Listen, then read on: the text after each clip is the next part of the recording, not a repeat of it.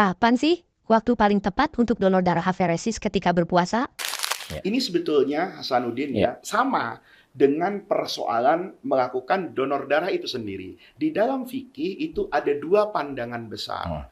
Pandangan yang pertama menyatakan bahwa memasukkan darah kembali ke tubuh manusia seperti transfusi tadi misalnya atau dalam bentuk apapun itu dinyatakan tidak membatalkan puasa Ya. karena yang masuk itu adalah darah. Kan kita tahu kan, yang membatalkan puasa itu kalau yang masuk itu kan makanan dan minuman, kemudian melalui jalur yang namanya tenggorokan, Ya. atau yang terbuka di bagian kepala ini. Ada air misalnya yang masuk ke telinga, kemudian masuk ke tenggorokan kita, maka itu juga membatalkan puasa. Tetapi kalau memasukkan darah, ini kan pasti tidak melewati itu. Ya. Iya kan, dia kembali seperti ketika melakukan donor itu sendiri. Ada ulama yang mengatakan itu tidak membatalkan puasa karena tidak terkait dengan sesuatu yang membatalkan puasa.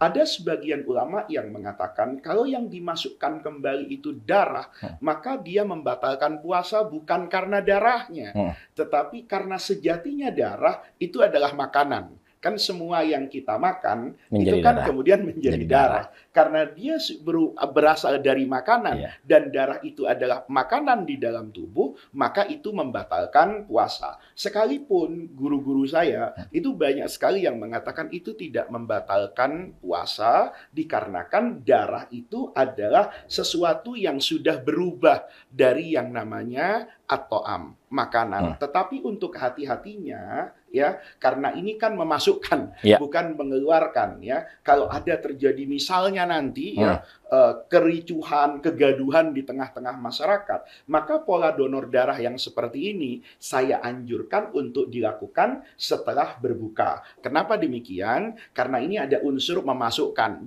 Jangan sampai pendapat yang boleh jadi tidak disepakati oleh banyak ulama kemudian kita praktekkan sehingga mendatangkan kegaduhan yang tidak perlu. Ya. Jadi PMI bisa saja dalam kondisi yang tidak terlalu mendesak melakukan donor darah yang kemudian ada membalikkan darah kepada pendonor itu dilakukan setelah dia berbuka puasa. Ya.